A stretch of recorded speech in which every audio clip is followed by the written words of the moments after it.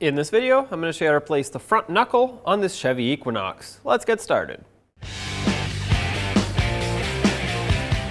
With this knuckle replacement, I'm also going to install a new wheel bearing. The vehicle is very rusty, and taking this wheel bearing out, it's most likely going to get damaged if I try to reuse it. Anything else attached to the knuckle should be easier to remove, but if this is the case for you, I also recommend having a new wheel bearing ready to go for this job. With a 22mm socket, remove all 5 lug nuts and then pull the wheel off.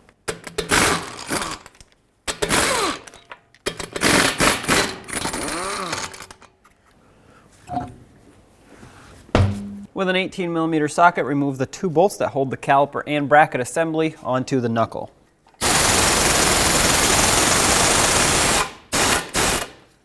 Leave one on as you undo the other one.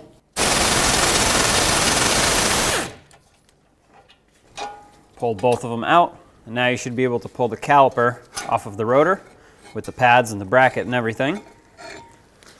Now to remove the rotor, there's a T30 set screw on the rotor to hold it on. I'm just going to use a punch and punch in on the set screw. This is usually going to help break it free. A lot of times these get stuck.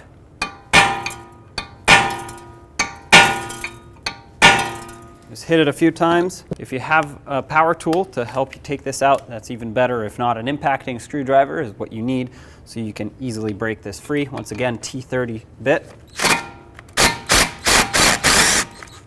Careful not to break your Torx bit in there. Happens very often. At this point, you should be able to remove the rotor. However, mine is fairly stuck. So I'm going to try to tap it off of here, hit in between the lug studs to remove it. That way you don't damage the braking surface. There we go. Remove the rotor. Now use a 36mm axle nut socket to remove the axle nut. If you don't have a power tool that can do it at this point, you can put a long pry bar between the studs to prevent this from spinning so you can break it free with a breaker bar.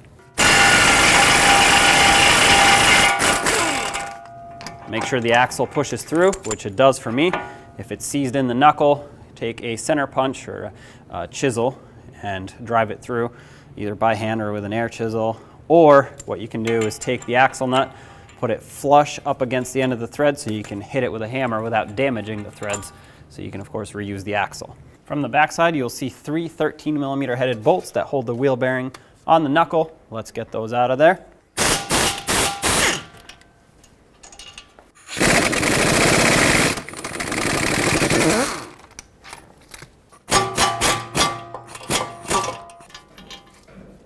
At this point, the wheel bearing is unbolted, so let's move to the front side and hammer it off. Now I'm going to use a hammer to remove the wheel bearing. Just hit it back and forth.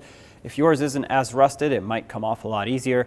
Unfortunately for me, I have to hammer it until it pops off. And this is exactly why I suggested having a new wheel bearing on hand, because the wheel bearing is most likely going to get damaged in the process.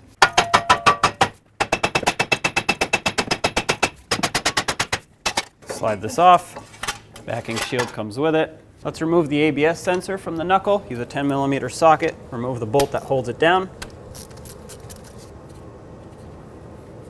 And remove the ABS sensor. Hopefully yours isn't stuck. Sometimes they corrode in there, so if that's the case for you, spray some rust penetrant and work it back and forth until it comes out. Use an 18mm socket to loosen up the tie rod mounting nut so we can get it out of the knuckle. I'll put this mounting nut on just in case so I don't accidentally damage the threads. Hammer this up. There we go. Use a 22mm socket to remove the 2 mounting nuts that hold the strut onto the knuckle.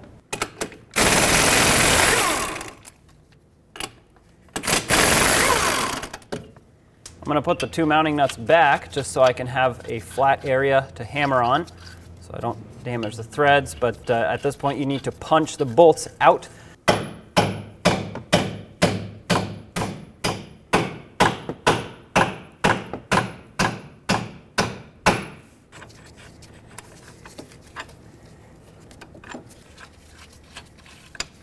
You won't be able to remove the lower bolt because the brake hose bracket and ABS wire are in the way, and instead of prying them out, what I'm going to do is remove this bolt here that holds the bracket onto the strut, so you can push this away and remove that lower strut bolt. 13mm socket. Okay, Sometimes that happens. I'll have to fix that, but hopefully yours comes out.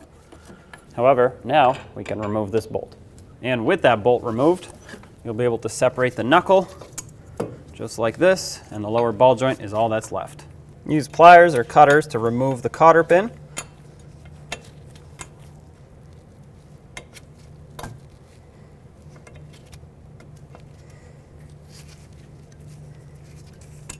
And use an 18mm socket to remove the mounting nut. At this point, the knuckle should come up. However, just through the pressure of it being here, it's stuck on the stud of the ball joint. And I don't want to use a pickle fork because that'll ruin the ball joint. So you could either use a ball joint separator or tap on the knuckle with a hammer, which typically I wouldn't do for an aluminum knuckle, but we are replacing it, so I can. I'm going to turn it around so I can hit right here where the steering stop is. I tied my axle out of the way just so I can have clear access here. Tap it and pull up. If yours is stuck and just won't come off like ours, what I'm going to do is put this back in here, put the bolts in, not tighten them, but just enough to hold it so I can pull down on the control arm instead of up on the knuckle with it being secured over here.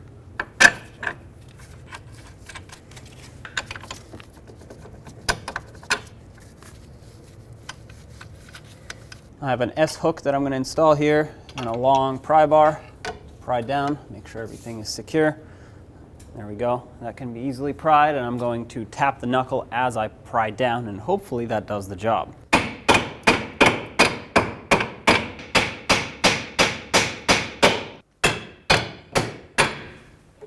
Okay, finally separated.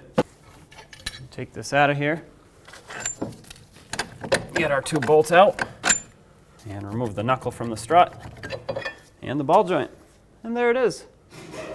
Now you want to take your new knuckle and have the mounting nut ready for the ball joint. Set it up on the ball joint. I'm just going to thread it on just a couple turns so it can actually stay here. Before you line it up with the strut, don't forget to put the axle through. Once it's through the knuckle, line it up on top and slide in your two bolts. They go front to back on this one. There we go. Tap them in slightly.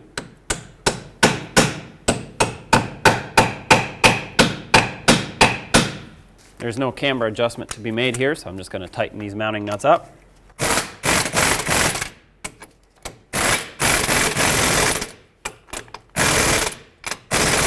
Make sure it pulls the bolts all the way through. The torque for these two is 136 foot-pounds. There's one and two. All right. I put a little bit of anti-seize on the surface where the ABS sensor mounts to prevent it from getting stuck in the future. Slide it through and reinstall the bolt. Make sure it threads on nice and smooth by hand and bottom it out. That's bottomed out. When you tighten this, don't go too far because you can easily break it or strip it. About 1/8 of a turn after it bottoms out is plenty. All you need is to hold this ABS sensor down. It's plastic and it, like I said, can easily break. Reinstall the outer tie rod stud into the knuckle. Put the mounting nut on, and with an 18mm socket, bottom it out. The torque on this is only 18 foot-pounds, so don't go too tight. That's it. If your particular setup has a castle nut with a cotter pin, install that at this point. I just have a locking nut. Now apply a thin coat of anti-seize all over this surface, inside and out. Avoid putting it on the ABS sensor, but you want this to stay nice and protected over time so it doesn't corrode like it was before. I also prefer to put some anti-seize on the splines of the axle at this point. Not a lot, put a little bit too much on here, so I'm going to wipe that off, but this avoids the axle getting stuck inside the hub after it being on there for a long time. Take the backing shield, make sure it's facing the right way, and then the wheel bearing, line everything up. You'll have to move the wheel bearing around a little bit to make it line up with the splines, just like that. Push it all the way in. As I'm holding it on here, I'm making sure that the holes line up, and I'm gonna start in the first one that does. For me, that's this bottom one. As long as you catch 1 or 2 threads on it, it's gonna stay on and not fall off, so you can let go and then start the other ones in. That one's started. Start in the other ones. There we go. Let's snug them all up. Doesn't matter which one you start with since they're in a triangle pattern. You're going across anyway, so just start with whatever's easiest. Push the wheel bearing in and snug these up.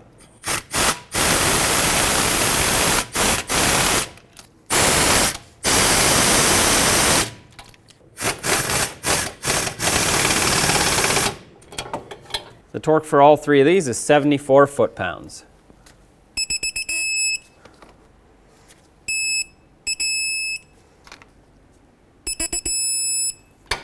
There we go.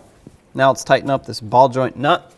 I know it would have been more direct to tighten it up earlier. However, with the knuckle floating on just the ball joint, so you could get a socket on there, it would have been very loose. It would have been spinning around and balancing. If you want to do it that way, go ahead, but I prefer to do it this way because it's more steady and you can tighten it down a lot better. It would have been almost impossible to torque with the knuckle floating around earlier. So, having said that, I'm going to tighten it up with an open-ended wrench. The torque on this is only 50 foot-pounds, which you can easily do with a wrench. All right, that's plenty tight, so I'm going to stick the cotter pin through. My castle nut actually lines up perfectly, and that's what you want. On the other side, you're going to want to grab it with some pliers and bend it over. Bend it in whichever direction you feel is best. However, the only thing you want to make sure is that it doesn't hit anything, such as the CV boot or anything else that's in the way here, but you want it locked in. That's good. Let's reattach the brake hose bracket that also holds the ABS wire. Because my bolt broke, I put a stud on here. Put a little bit of anti-seize on both ends so that this hopefully doesn't happen in the future. And I'm just going to thread on a nut on the stud. If yours breaks, you're going to have to do something to properly secure this. Hopefully it does not though. Make it nice and snug.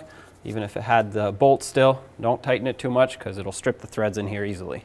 Let's get the axle nut back on. The torque for it is 151 foot-pounds, so if you tighten it up or bottom it out with a power tool, don't make it too tight.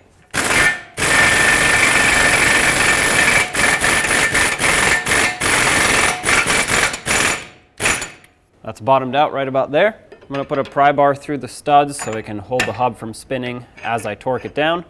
151 foot-pounds. That's it right there. This is a locking nut, so no cotter pin or staking required. I'm going to add anti-seize to the surface of the hub. That way it can prevent it from rusting in the future. You don't want to add too much though, because it will fling out as you drive and as the rotor spins, especially once it goes on and it gets squished, then it'll get on your brakes and you want to avoid that. Try to avoid getting it on the threads of the lug studs. If you get a little bit on there, that's okay, just wipe it off, but you don't want to get a lot on. That'll alter the torque of the wheels. Now let's install the rotor. I have a new one to put on, but if you have the old one, make sure it's not corroded on the back side where it mounts on the hub. That way it can mount nice and flat. And when you slide it on, line up the threads for this set screw. There we go. I recommend a little bit of anti-seize on the threads of these screws and hold the rotor, thread it on. When you tighten it up, don't tighten it too much. Just a little snug, that's fine. Otherwise it can actually get stuck in here and you'll have a hard time taking it off next time. Now take your caliper and slide it over the rotor. Line it up with the two bolt holes and have at least one of the bolts ready. That way you can start it and let go of the caliper while you start on the second one. With these started, bottom them out. The torque on both of these is 140 foot-pounds.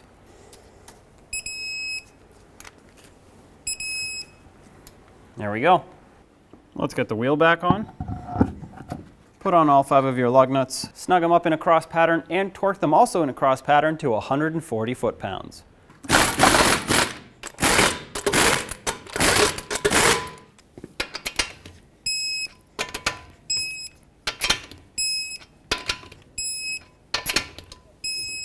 Double check them.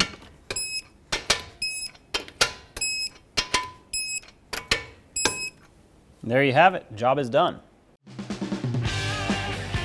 When only the best will do, demand TRQ. The only company that lets you view before you do. TRQ is committed to offering the highest quality aftermarket auto parts that are engineered for peace of mind. Thanks for using and viewing with TRQ.